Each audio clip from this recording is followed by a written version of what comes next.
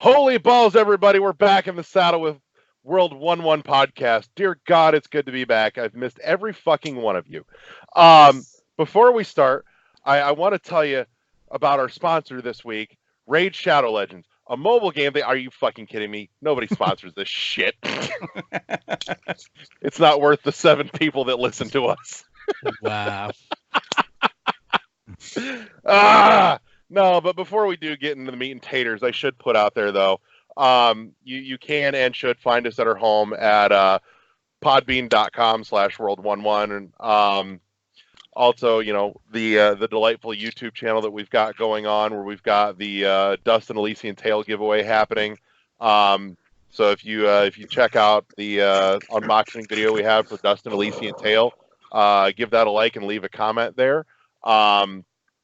Once that gets to 100 likes, we're giving away a free copy of Dust and Elysian Tail on Switch from Limited Run Games. Also, I'm going to correct myself. It's world11.podbean.com, all spelled out, all one word. Sorry, it's been a while since I've done this. And then also go hit up our Twitch channel, where we've got an even bigger giveaway going on. Follow us on Twitch. We get to 200 followers on our Twitch channel. That is twitch.tv twitch.tv/world11 podcast, all spelled out, all one word. We get to 200 followers on our Twitch channel. We've got a collector's edition copy of Blasphemous on the Switch from Limited Run Games, one of only 2,000 printed worldwide and sold out in under 13 minutes. And we've got an extra copy for one of you to give away. So those are all the fun places you should totally find us and expose us to your friends.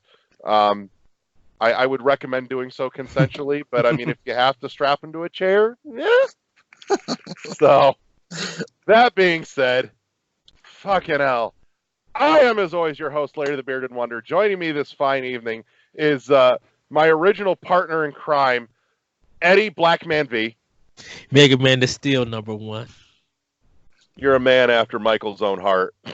Mega Man X, maybe. I don't know. I'm partial to Zero. I'm waiting for the Zero collection. That's what's got me. I gave you that.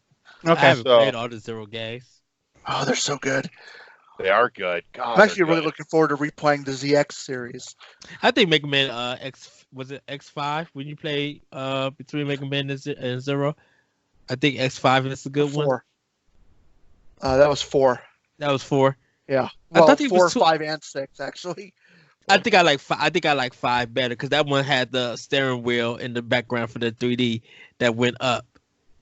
I don't remember. It's with been the forever. lasers. Oh, the only thing I remember about 5 is that was the one that had the Guns N' Roses character names. Yes. Yep. Yeah, that's the one I love. I love that one. Also with us this fine evening is Josh the LeGroux. Hello. And the new guy, Michael Plays with Toys Brown. It's exactly what you're doing right now, though, isn't it? I'm not doing that. I'm actually taking apart one. So I'm taking apart a $100 toy to change it. So fuck off.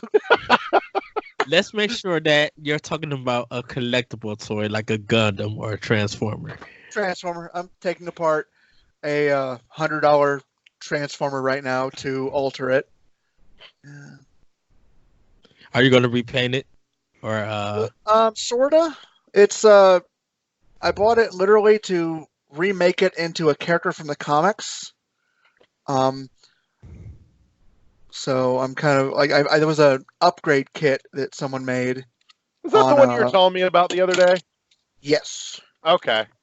I wonder how many people go to garage sales and buy like old Transformers and He-Mans and everything like that. Yeah. And then bring it home and like reconstruct them and like remake them and repaint them or custom make them.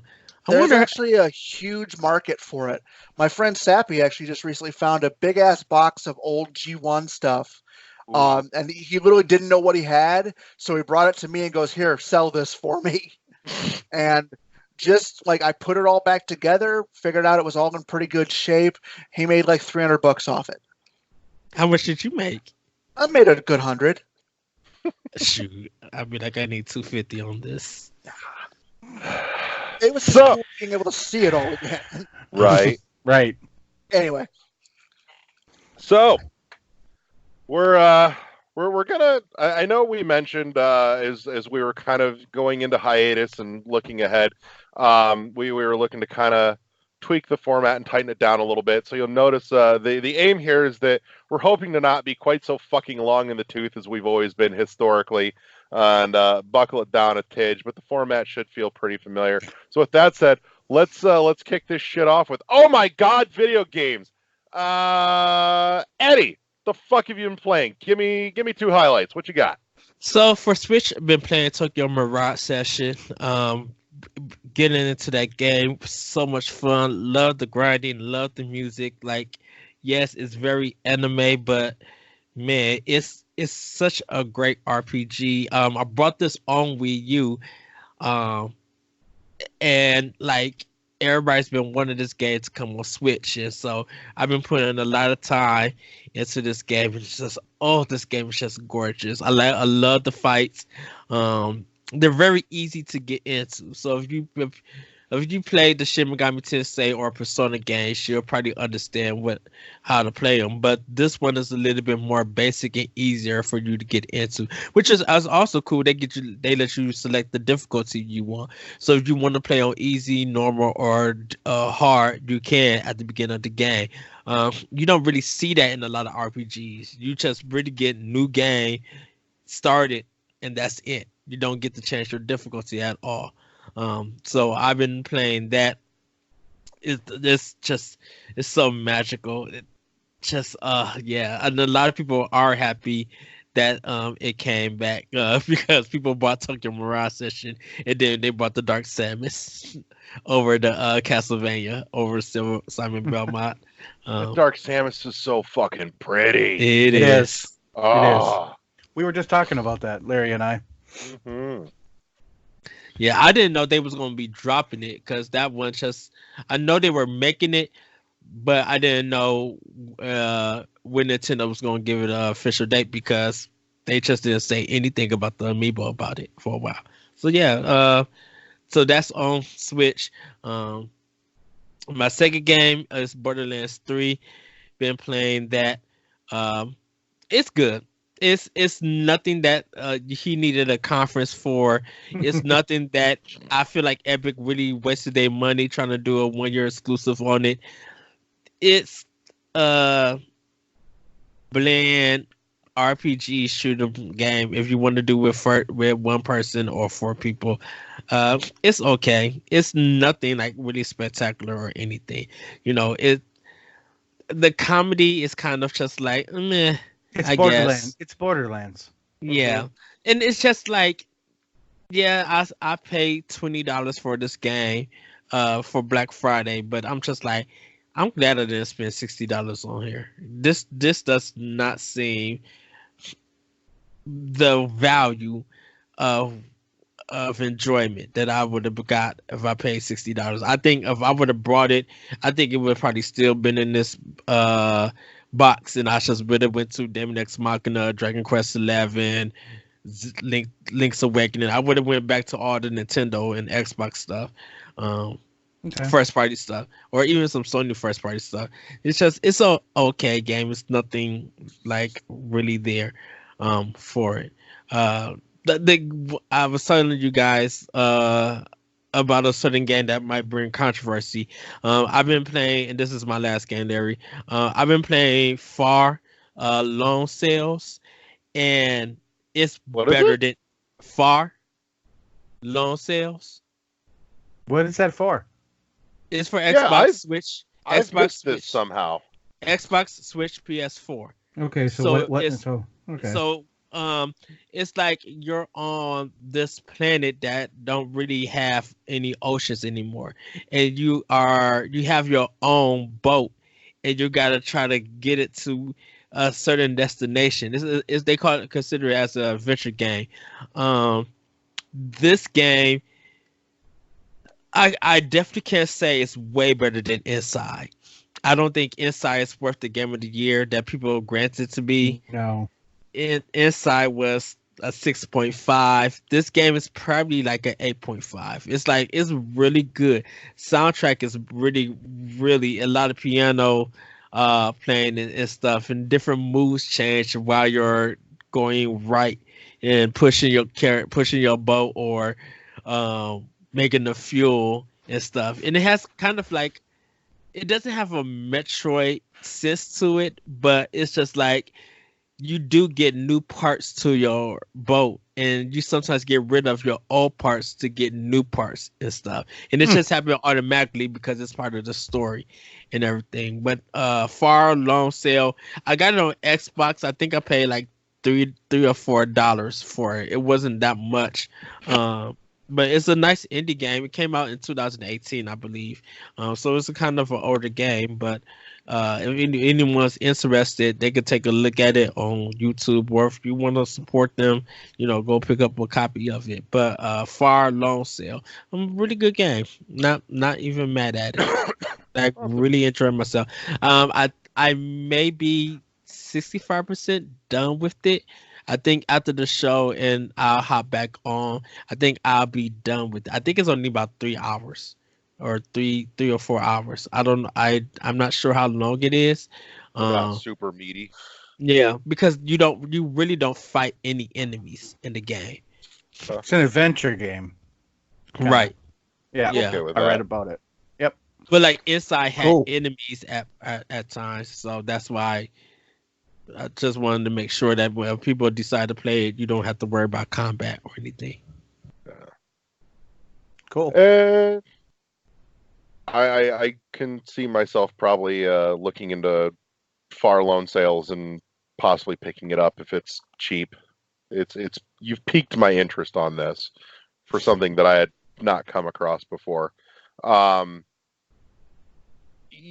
I'm gonna toss over to LeGrew. What do you got?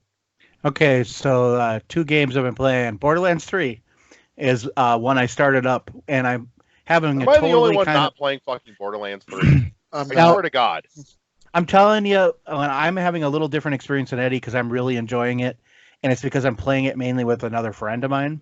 Mm-hmm. And it's a totally different experience when you're playing it multiplayer, I think, than it is single. I think single player would be really boring because it's just a bunch of fetch quests, basically. Pretty much. Yeah, but when you're with somebody, it's kind of fun, especially when you get different abilities. They play off each other. You can enhance one ability with another and stuff like that's pretty cool. So I'm enjoying it. I'm just about, I don't know, I think we played for about 6 hours. I'm level 20 already. So, I mean, him and I have a lot of experience with Borderlands, so I think we'll just blaze through it, kind of. And I'm playing... I got to ask you something on Borderlands 3. Yeah. Since you've been actually playing with somebody. I played through Borderlands 1 full on solo. Actually enjoyed the shit out of it, just as a solo experience.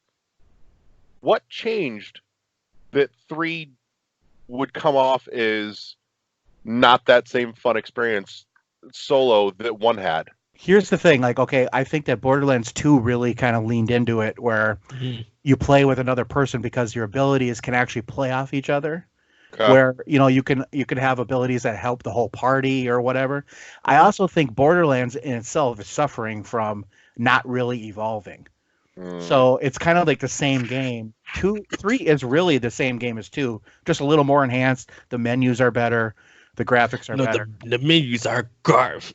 The menus are no, they're better than they were. They're better than they were in 2. Wasn't there a really long wait between 2 and 3 also? Yeah, it was like it was like stupid. Yeah. They should have, if they would have pumped that thing out like 3 years ago, I think we would have had a lot better reception for it. But they were dealing with I think Gearbox was dealing with that alien controversy at one point. Yeah, they were dealing with the stuff. A lot of it of their own making, but they were dealing with it. You got Pitchford, so yeah, here and there. So I'm enjoying it though. I mean, I'm not playing it solo at all. So I mean, if I play it with myself even for a few minutes before I'm waiting for my friend to get on, I don't enjoy it very much. So I'm like, okay. Then I'm playing Jedi Fallen Order. I'm really enjoying that game. I still got to buy that one. I turn that thing down though. I am not a Souls kind of player at all. I turn that thing to there's a level right before story. Like there's a story mode. You can just basically play for the story. Okay. I'm like one notch. I appreciate that fact. Actually. Yeah, I like it. I'm a one notch above that. So I'm kind of learning the combat, but I can still kind of button match. But and me and my friend was actually having a discussion about this. If you are a person who do stylish action games, you're gonna hate the Souls genre. If you love the Souls genre, you're gonna hate the action style because each of them makes you learn. And each of them tests your patience. If you action style, you want stuff quick. You don't want to be waiting for an attack. And I learned that really quickly because, like, I love, Devil May Cry and Bayonetta, stuff like that. I love those games. I learned it really quick that I needed to slow down. Once I slowed down and actually started blocking, I was like, okay, I can get this, But the beginning of it, I did die quite a bit, and that was frustrating to me. And I was like, I can see why people just say, you know what, I'm done with it. But the story got me. I really like the story. I like Star Wars, like everybody, a big nerd. So, I'm enjoying it. I'm about halfway through the game. It's weird that it went from an Uncharted game to a Souls game. Yeah, it really, it is kind of like two separate games in there. Mm-hmm. And I'm enjoying it though. I'm enjoying it. So I'm just going to see where it takes me. I'm like I said, I'm about halfway through. It's starting to ramp up difficulty a little bit. I'm starting to get more abilities unlocked. The skill tree is really it's not really ingenious, I would say, but it's helpful. Like every skill you want. So you have when you actually get a chance to level up, you're like, it's a difficult choice to make because you're like, I want everyone. Right.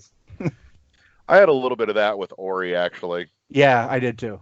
That was with Ori for me. But Ori's, it's not difficult to unlock everything anyway.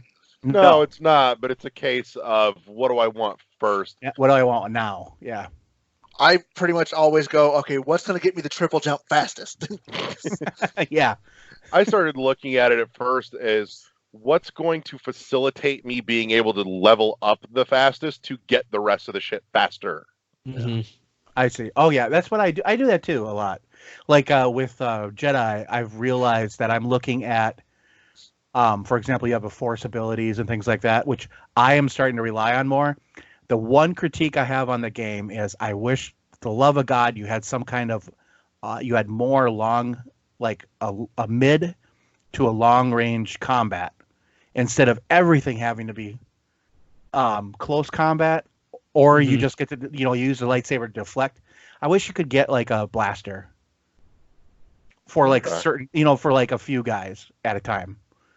But then I would think you would just blast your way through the whole game, Yeah. So then it would be a totally different game. But other than that, that's about it. Okay. And Quarble, what have you been playing? Honestly, not a whole lot. I play Hero Wars daily on my fucking stupid phone. Do you really? Yeah, I hate it. Shit. I can't stand this game, but I can't fucking stop playing it. And it's weird because it's this disgusting obligation that I feel nauseous about because I know it's literally got its fucking hooks into me, but I can't put it down. I can't. It pisses me off.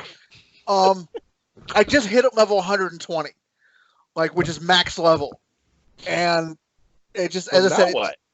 Well, only one character is actually there, but now that one character is, I have the ability to get everybody else to that level. So I've got a handful that are pretty close, and I don't know. It's a dumb time sink. Other than that, I played a little bit of a robot named Fight. I think it was a couple weeks ago. I finally beat it for the first time. Did you? Nice. I haven't managed that actually. Yeah, it was completely accidental. But that's how I did it when I first beat it. And now that I've seen what the ending is, I've only unlocked maybe a third of the shit in the game. Right. But there's more coming. Is there really? He adds stuff all the time. He really does. He's phenomenal. I follow him. I support him on Patreon. I do too, actually. I decided to start springing for that. Yeah, I just a couple bucks a month because I honestly felt guilty for getting the game for like $1.87 and playing it. I got it for 99 cents. Yeah, I played it for as much as I did. I'm like, you know what, this guy deserves some more. But it's great to kind of be in there and see how he interacts with the community, which he really interacts with the community a lot. Yeah. Which reminds me, Michael, you'll get a chance to pick his brain because he and I have been chatting off and on over the last several weeks. We're gearing to have him back on here at some point in the nearest future. Nice. So, very gracious of him. Also, at some point, when I get a pause in some of the stuff I'm working on the Twitch channel, I got to schedule some time to sit down. We're gonna do a pipe stream of Robot Named Fight, and we're gonna get Matt in there. Oh yes, Cool. So he can sit there and critique me failing miserably at it. I might actually watch that one. Be nice if maybe you were on there and I could maybe actually watch you finish the dig. Oh, I know, right? I got to start doing that. So, but no, God, how the fuck did you luck into finishing that though? I've beaten my head on that wall for hours and hours. I literally just basically took everything really, really slowly. Yep. Because like the way the game is designed is obviously certain rooms will have specific layouts. And I just happened to get certain layouts that I was familiar with. Okay. And I got a pretty good set of like an outload of Weapon. collectibles and shit. Like by the time I got to the end, my blaster shot was literally twice my character's size. So nothing could get near me. Jesus. Yeah. So like as I said, I got just really lucky with the loadout that I had. You save that seed and then you give it to Larry. Right. I kind of want to. I want that seed just so I can fucking piddle with it and see. But I wonder. Mental note: need to ask Matt if he's got like a favorite seed that he likes to go back to, and if so, what is it? Like, I actually looked up at one point to try and find if there was like a list of different shit like that, the seeds. And I couldn't really find much. I know there's a couple, like, I guess cheats here and there, but yeah, I couldn't really find a whole lot. Yeah. And it may be just it's such a kind of a pseudo obscure game at this point still, but I don't know. I will say I think the couple of sales that they've run on that has helped bring it out of pure obscurity, at least into a moderate limelight. So I've been buying a shitload of games lately that are on sale. Like I bought this one game that was literally 4 cents. Yep. I don't even know what the fuck it was. It was like 4 cents. All right, whatever. Yeah, eShop is great for that. Yeah. It was called like Mecha Tales or something like that. I bought that too, actually. Yeah, it's a twin stick shooter platformer. Mm-hmm. And you never would see that otherwise. Yeah, it was interesting but fucking hard. So it's like I don't care, 4 cents, whatever. Right. So, that's part of what I love about it. Yeah. So. 1 cent went to Nintendo and right. 1 cent goes to the developer. You find some wacky stuff. Yeah, you do. Once in a while, you find some treasures, though. That is true. Hook. So. Hook is a good one. So I suppose that puts me up. I finished my playthrough on our Twitch channel of Mirror's Edge. Oh, did you finally finish that? Huh? I did. Which one were you playing? The original one? Original. Okay.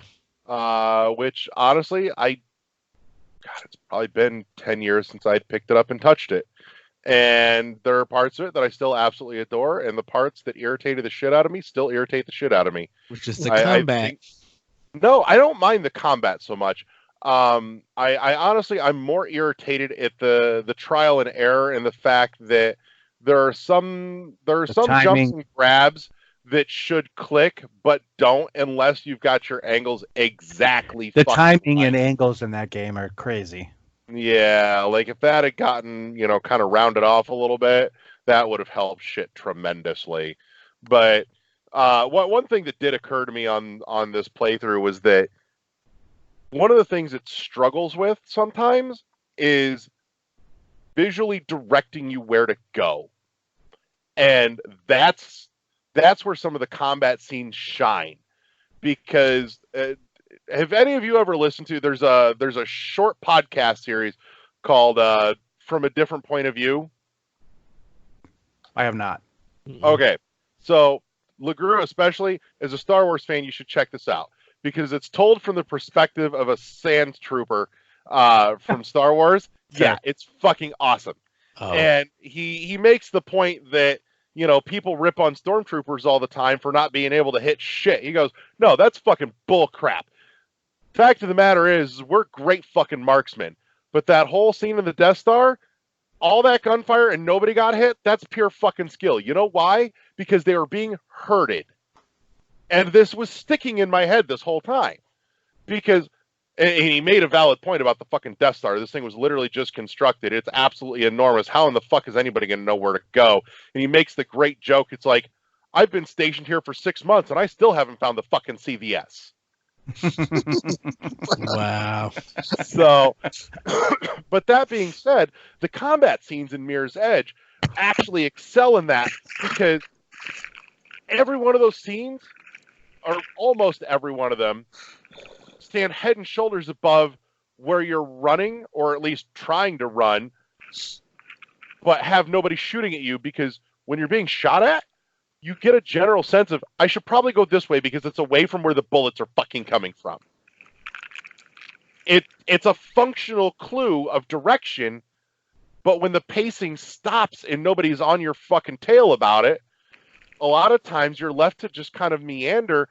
And like, if you have it absolutely memorized, you could probably get your flow going and it would feel really great again. But in those times where there's nobody shooting at you, it's like just a lot of kind of wandering around like, all right, where the fuck do I go? A clue would be great, please. Sure. So, you know, and that's one of those things that they could have learned a thing or two from Valve, because Valve has always been tremendous in those you know, nonverbal visual cues that say, hey, go this way, without a big neon sign going, hey, go this way, fuckhead. So, and it's one of those things that's stuck in my head. Also, additionally, I really wish there was a way that I could, like, delete certain achievements from my record just so that I could see it pop up again, that I re-unlocked it, because I did my playthrough as a full pacifist run. Literally not a single person killed, and only one shot fired as per required by the story. So you know why you can't delete achievements, right? Why? Well, because what if, like, your kid comes in there one day and goes, true. "Oh, guess what? This whole game is gone." Yeah. Or Like, I wish I girlfriend could mad at selectively you. delete that one pacifist achievement and do it again. Yeah. I would have loved to see that pop up again at the end of the run. But I mean, I actually pulled that achievement off on my second playthrough of the game like a decade ago, and I really enjoyed it. And I'm like, you know what? I wouldn't mind going for that challenge one more time for this. So, because I mean, ideally, that's the way the game was intended to be played. It wasn't meant to be a shooter. It was meant to be a runner, and there were guns in there subsequently, but it's not needed. So, I do think I ran into a couple of bugs at one point. I know Kathy was watching when I got stuck in the fucking mall issue where I cleared out the... Oh, this was fucking bullshit. I cleared out the mall so I could make the fucking jump across the catwalk without getting shot down. And I finally went back up there. And just as I got up there, after I finished clearing everybody out, another fucking wave comes in again out of the sudden. I'm like, this is the same batch of idiots I just fucking knocked out. What the fuck? I'm like, God damn it. Eventually I fucking got there, but I'm like, I'm pretty sure this glitched on me, and it was super irritating. But in any case, game numero dos. On Michael's suggestion, I played through Hob. I liked Hob. Did you beat it? I did. Okay, I'm You still get both working. endings. I'm still working on beating it. I just got to return back to it. I went for the lazy ending. I need to go back and find all the collectibles and shit I missed, but What is that for? it's on everything, I think. Yeah. I picked it up on Switch. Definitive version just came out on Switch not long ago. Which ending did you get? I went the lazy ending, no fight. I'm going to go back and do the other ending with the fight after I eventually wander through and pick up all the collectibles I missed, which are Fucking probably most of them. There's still like one or two that I haven't found yet. Yeah. Like it's a lot of that shit's really well hidden. But as I said, I fucking loved the fact the entire game is played without a single word. I would love a scale model of that world where I could like raise and lower all the parts and pieces and shit. Oh, it's pretty. It is. But I wish love the that game design. had better. I wish that game had better direction though, because sometimes you'll get to the area and you'll be like, okay, what do I need to do? They like sometimes they don't explain anything, and you'll be stuck in that area for a long time. You'll be like, okay, what am I supposed to do? A lot of wandering around trying to find what you fucking missed. More often than not, it's a climbable section in the background somewhere. But wow. How did I miss this? Looks good. It is good. It's got, and that's the other thing too. It's got some technical issues that keep it from like raw greatness. Like I ran into once or twice where my mission objective marker didn't move, or like I completed one, but it didn't give me the next one for a while, and I'm like, where the fuck am I going? Right. A clue would be great, guys. So, but yeah, no, it is solidly excellent. It's just it does have some technical issues and hiccups that keep it from the refined experience it deserves to be.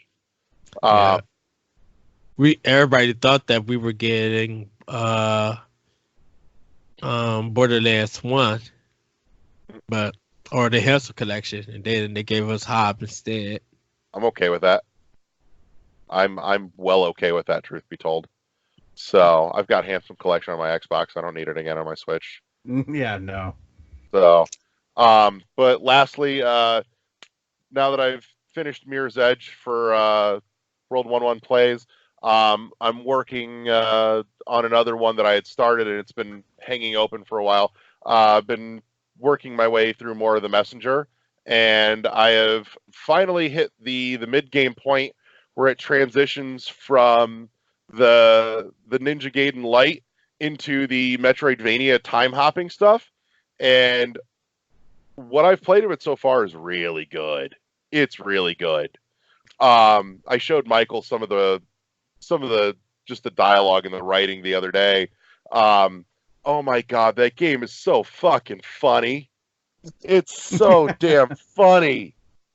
God, the writing is great. Honestly, it's so fucking good, and the comedy is so spot on. I was absolutely befuddled when, like, right at that midpoint, the demon fight got all fucking serious. There was no. I'm like, wait a minute. When did we lose the comedy? Why did? And then it was back again. And now I've made friends with the dragon that pissed me off to start with, whose name is fucking Manfred. It's a fucking sky serpent dragon, and his name is Manfred. And he goes, "Nah, it's not the name I was born with, but I always wanted to be a butler. So they say dress for the job you want. So call me Manfred." I'm like, Jesus God, that's great. Is the DLC is free, right? I think so. Be shocked if it's not. Okay. Yeah, I need to update my Messenger because I need to get through the rest of that game and then play the I'm at the halfway point. Are you at the tower? Or are you through the Tower of Time? After you beat the boss from the 8-bit stuff and you do the time warp, you go do that section and stuff. I'm at a save point, but there's like a lot of jumping in it and everything, and so I only been able to in that kind of like cloud sky area. Yeah, and so I don't know. Yeah, I don't know how quite the halfway point. Not yet. See, I thought that halfway point was when I thought it was Tower 2. Yeah. It's not. Oh, you're close. You're close, but you're not quite there. Yeah, you get to the halfway point when the linear drops off. Yeah, and once again, it keeps happening to me. And I keep doing this, and I'm trying to do better for 2020, be more committed to games. That I jumped to another game, because I think there was something else I was playing while I was playing the Messenger, And I know I was playing still on Xbox or PlayStation at home, and I would play the Messenger on Switch when I was at work. So I was making progress that way. Um, so I kind of need to just like dock it and like play it on my big TV with my Pro controller and just Yeah. get far. Yeah. No, you're close to the halfway point. You're coming up on that serious demon fight shit that I was just telling you about. You're right. You're almost right there. So, but once you get past the demon, then you've hit the halfway point and it breaks open into the Metroidvania section. Mm-hmm. I really did like the aesthetic in that sky section, though. God, that was pretty. So, does it stop being level based after the Sky one? You said no, Metroidvania. you've got one No. more small section to get through, and then it opens up. Okay, and then it So, goes into the Metroid style. Yep. Yep. So, but yeah, that's what I've been playing. Also, I've now got an inkling to go back and do Dead Space again because I came across a very nice copy on Blu-ray of Dead Space Downfall, which if you haven't watched it, you really fucking should. Honestly, it was really good. So I need to jump back into that game too. actually, do yourself a favor, watch Downfall first.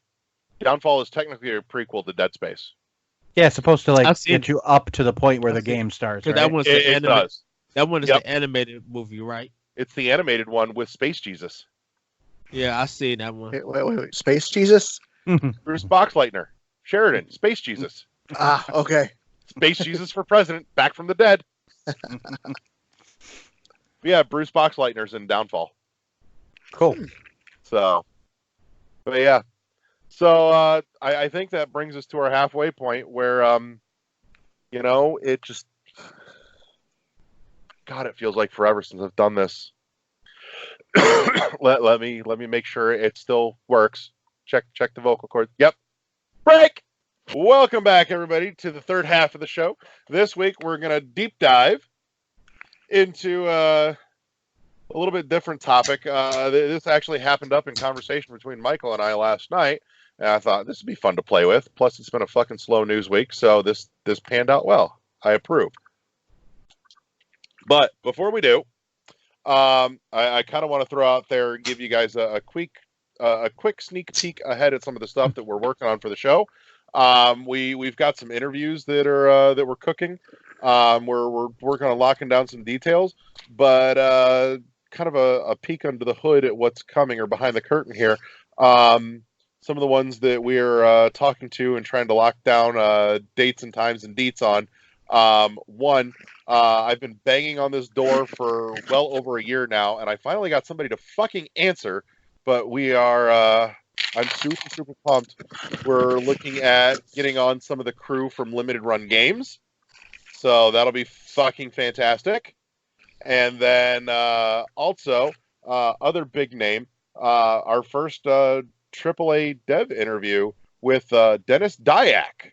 So the man behind Eternal Darkness and Too Human and Blood Omen. Metal Gear Solid. Blood Omen, and he's now also working on his newest project, a spiritual successor to the Legacy of Kain series, is his latest in development. So we're gonna get to talk to him about all that once we finish getting that locked down. But so those are some big things to look forward to as well. So so if you're new here, it's a great time to jump on board. And for those that have been with us from the beginning, we've got more cool shit coming your way. So, but with that said, deep dive this week. Games that were great once you let go of your preconceived expectations you had going into it. So to kind of expound on that, a game that you picked up and you had something set in your head that it was going to be a certain way, and it ended up not being what you thought it was going to be. But it wasn't until you became okay with that you found it was in fact a great game. So I'm kind of curious to hear what some of those are for you guys and what those points were on some of those games where that transition happened, where it went from frustrating from not being what you thought or what you wanted to loving it for what it was. I'm gonna jump off with Josh. Okay. So I think the first game that comes to mind for me for this was Mass Effect, the first one. I knew it was going to be an RPG kind of ish game, but when I first put that game in and played it, it wasn't what I thought it was going to be. And I was like, I am not playing this. And so I shelved it. I mean, I played that first mission, the first planet or whatever. I played that and I'm like, nope. And I shelved it for like 3 years. Whew. And when I came back to it, I just thought, you know what? I'm going to just look at this fresh, like just play it, put it in, because the second one was out and everyone was saying how good it was, right?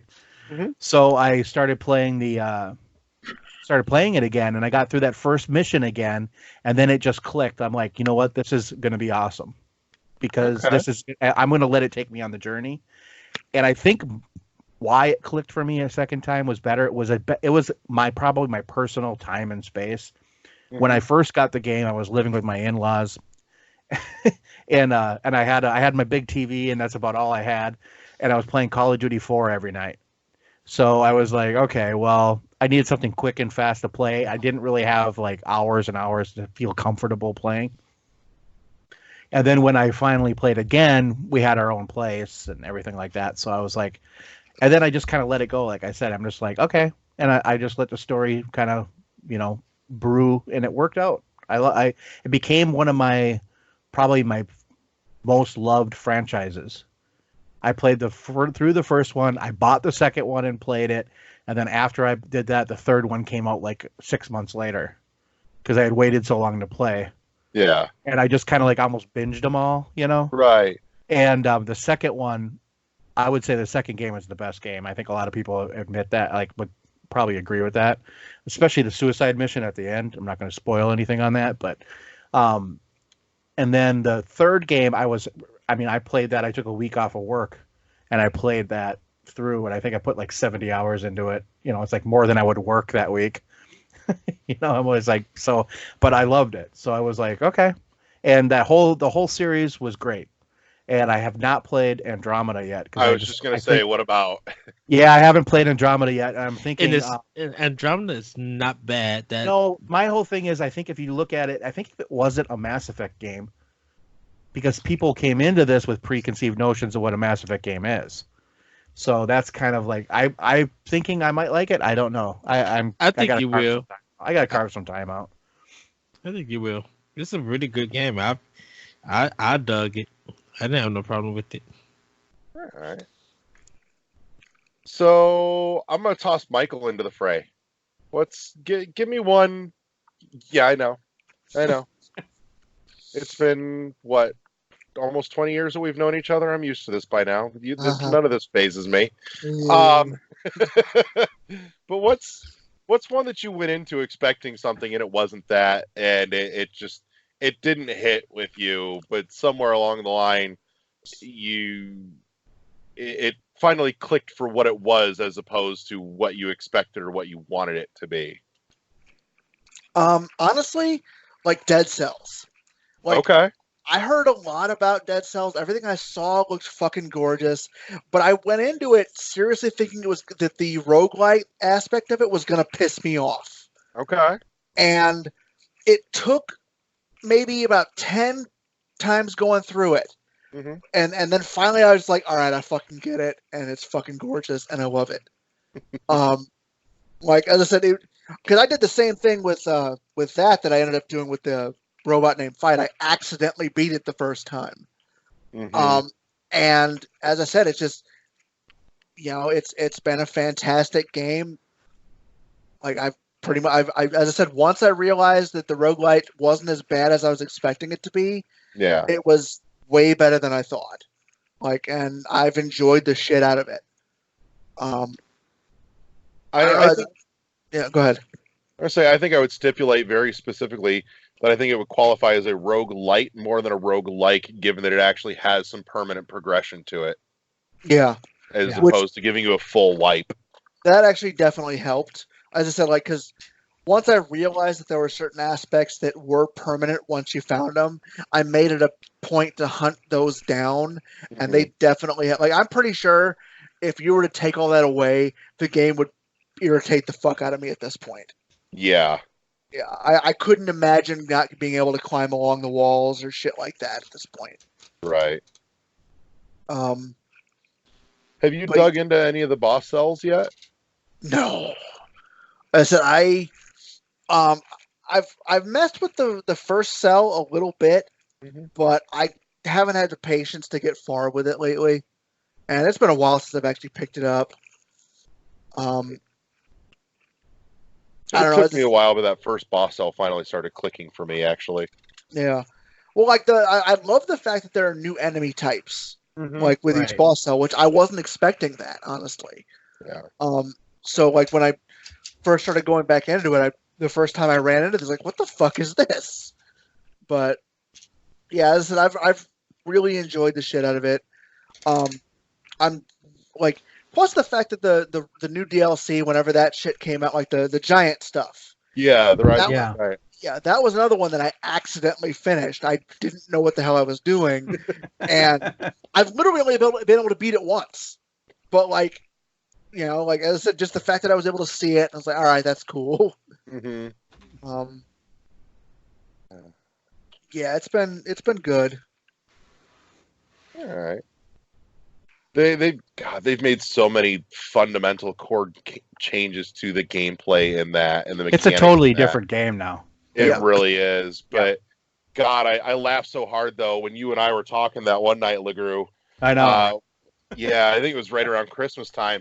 You know, I'm driving home from like an hour away, and I'm on the phone with Josh, and I'm like, you know, I really wish there was a way that I could like peel back some of the updates to older versions. That, you know, where mechanics were a little bit different, and I liked them the way they were there. Literally the next day, they announced that exact feature in an update for the PC version. Like, squeaky wheel gets the greets. What up, bitches? I know, because we were both talking. I was like, I don't know if that's like even possible, or how, you know, how it's coded or what. But I go, that'd be cool. You know, has that option available for the console versions? Not yet. Not yet. Okay. They're always lagging behind on the updates. Well, because I knew they put the custom mode, so I didn't know if that was part of it, and I just hadn't seen it yet.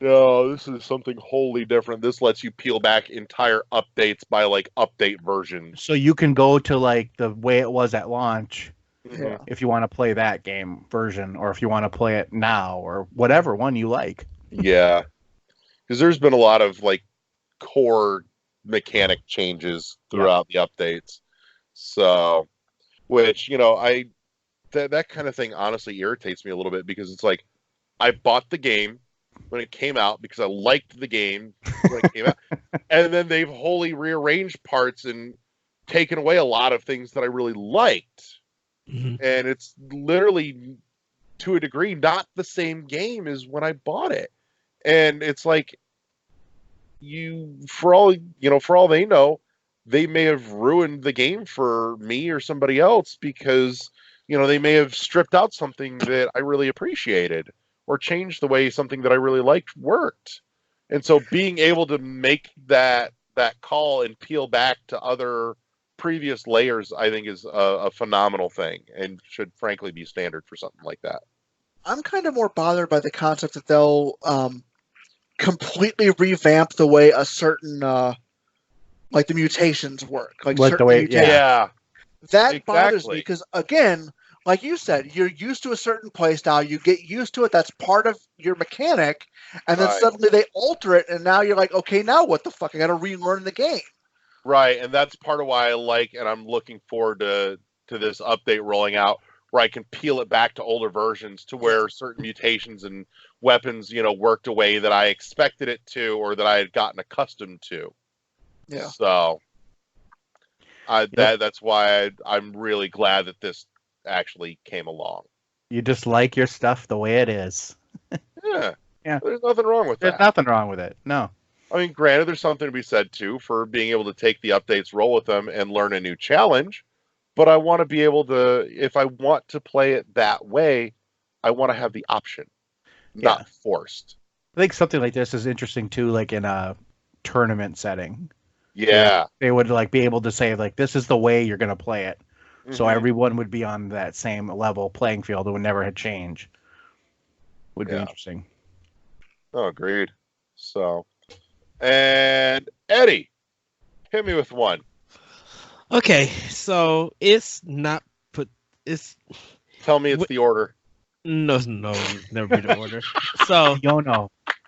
Usually it's never with games. It's normally the company, and then a certain game will come out. So for example, at a point in time in a certain way, I think Rockstar is just makes terrible games. Nothing from them seems quite fun.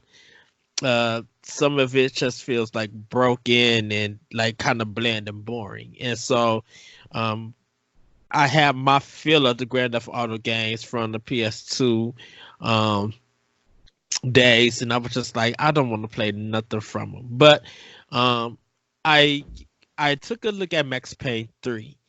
And when it had Rockstar's name on it, I'm like, oh, this is supposed to be just a bunch of hogwash nonsense.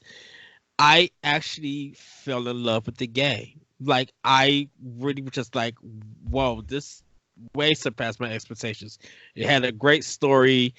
The acting was really good. Voice acting was really good. The fights weren't terrible, nothing. Like, it was really action packed.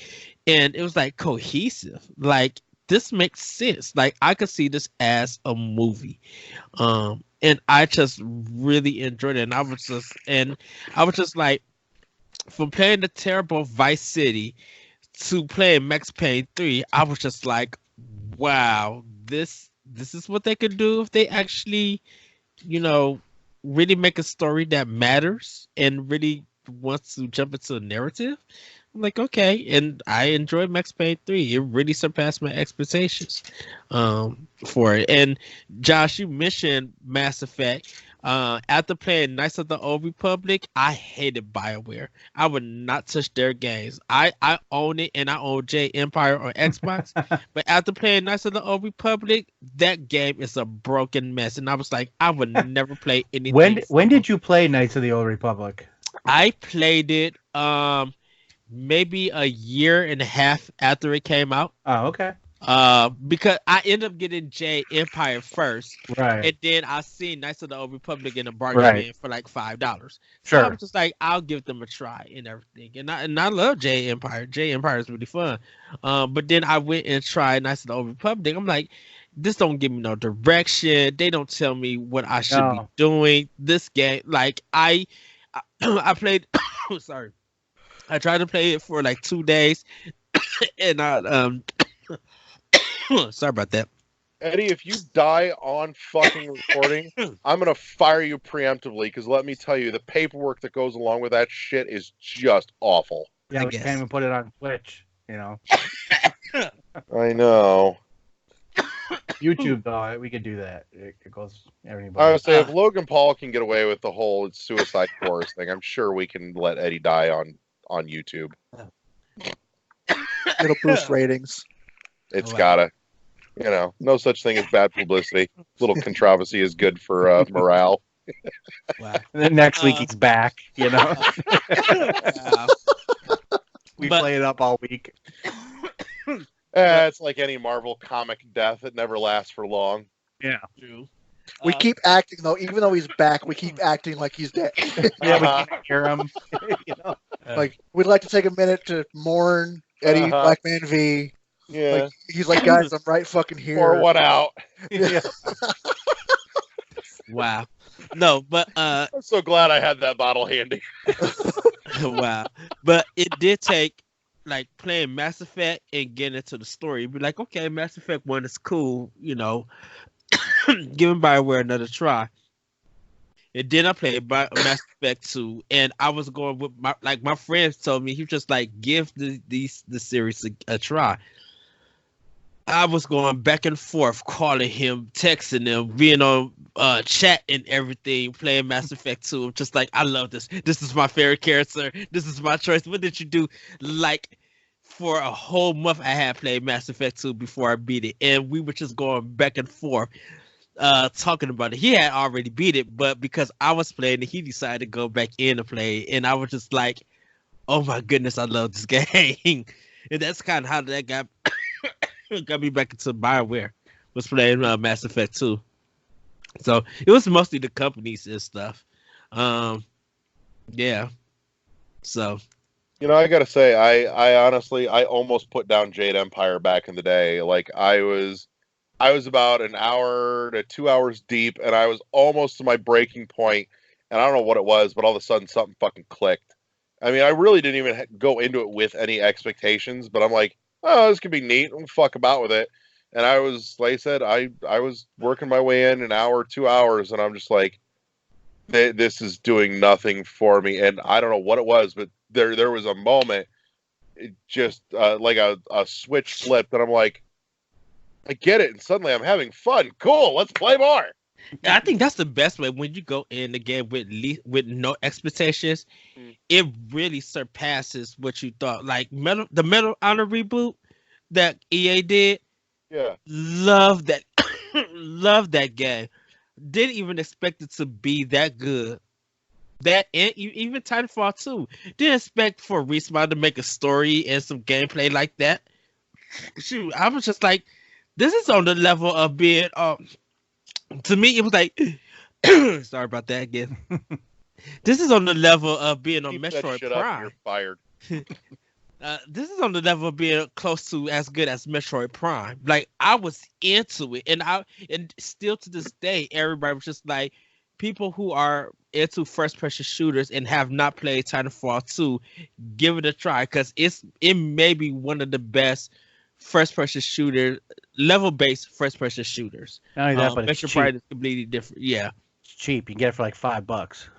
Like that, dude, that story and the characters and the gunplay and the sound effects and the level, like the one of the level you're kind of in the factory, and it's switching different rooms, and then when you get to the final part, the factory builds a whole battle area for you to go in to fight with your Titan and everything, and it's a blast. Good on. So I'm gonna throw one out there. And I don't know, it's a 50-50 coin flip if you see this one coming, because I've talked about this a little bit, but I don't think ever really in quite this context. But for me, Hollow Knight.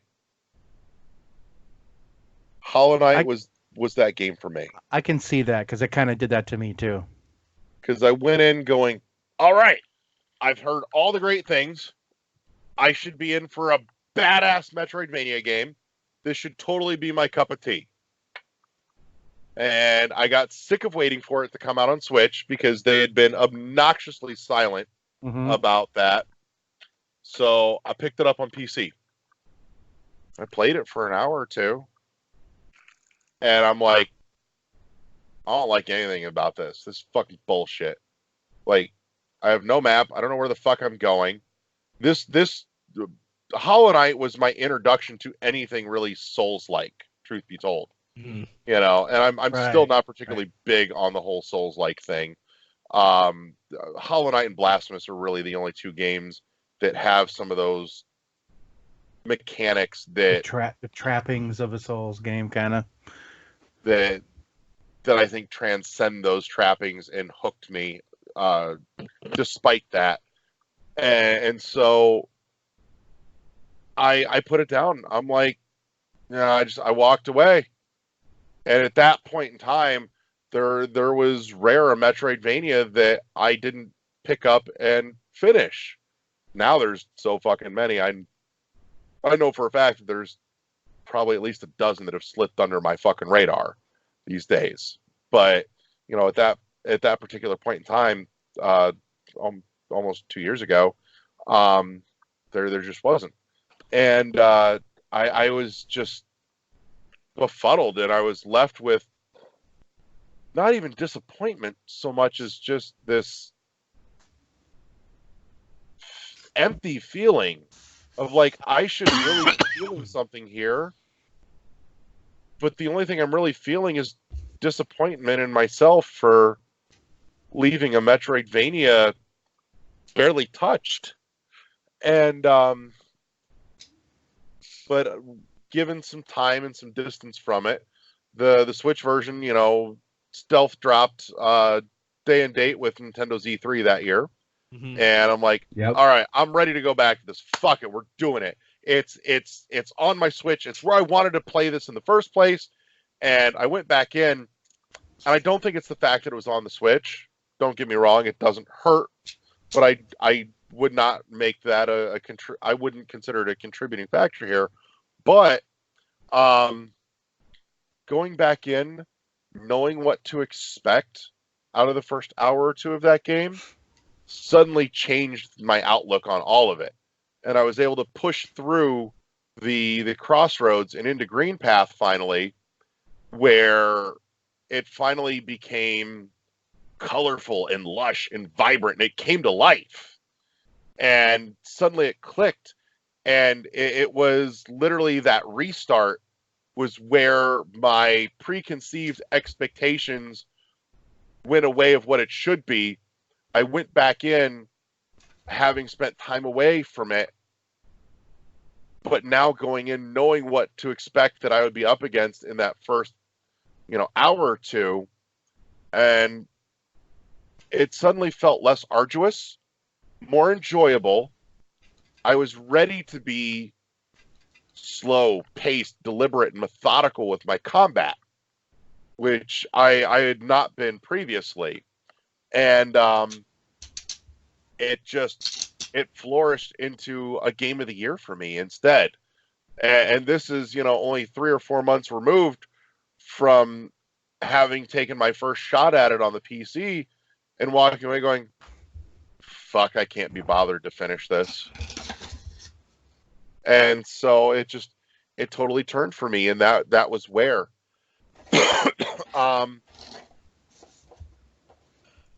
The other one, I'm going to throw another one out here because it's a drastically different tale, was my fresh out of high school, just into college days. Phantasy Star Online on the GameCube. So I had a handful of friends that had gotten real big into PSO, and fuck it, I'll try this. Everyone else, you know, all my friends are fucking playing it and loving it and talking about it. Like, I'll take a crack at this, and I bought it. And nothing about this fucking gelled with me at all. I was like, I don't fucking get this, because I bought a copy. I went home, popped it in my GameCube, sat in my room and played. And I'm like, the fuck even is this? There's nothing to, I don't, and I was dumbfounded. It just sat there on my shelf for like 2 months until one night we got, you know, we had a small get together at a buddy's house that, you know, had a like 65-inch fucking TV in the basement. And so we all brought our controllers and our memory cards over, and we booted up into 4-player multiplayer, and it clicked. Like, suddenly that was the piece that just didn't fucking dawn on me, was that this was meant to be played with friends, because it was rare then, just as it is now, that I play anything multiplayer. Most everything I do, I don't usually have a group of friends to, you know, hang out with in person and play games with.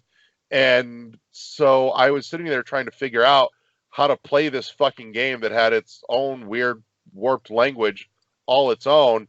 Nobody to explain it, nobody to give me a leg up into it, which was apparently what I fucking needed. And once I did, it fucking clicked. And over the next 3 months, I lost about 1,200 hours of my life. Respect it. But I mean, oh god, I fucking sprung for the GameCube modem, and I had a fucking hunter's license, and we were online all the goddamn time. And about every weekend, we were all over at somebody's house playing fucking 4-player split screen co-op, having a ball until 5 a.m. in the morning. So that's kind of well, it's for me not Fantasy Star Online, but that's kind of how happened with Ninja Theory to me. After playing Heavenly Sword, I was just like, I don't understand this at all. And then it became to play Enslaved, and I'm like, oh, this is the best game. I love this game, and that kind of made me fall in love with Ninja Theory and their work. It was like I didn't have no expectations of a big company who would do stylized action, story, music, character, voice acting, and all of their stuff. Like I Heavenly Sword just didn't give me a good vibe about them. Like didn't really want me to support them. But then playing Enslaved, I was just like all of that literally changed. And I've been like supporting Ninja Theory with most of their projects ever since. I'm still pissed off they never finished the Heavenly Sword series because it was supposed to be a trilogy. Yes. Mm-hmm. Everything's supposed to be a trilogy anymore. But I loved the story, especially the little animated snippets that tell the prequel story to it. Yeah, are fucking gorgeous. but Sony made that decision because it was their title. yeah, So and because it didn't sell well. Yeah, which like a new IP like that is usually is difficult to get off the ground. And as I said, it had a lot of potential, but it also had a lot of wasted potential because I think honestly because it was a launch title for the system.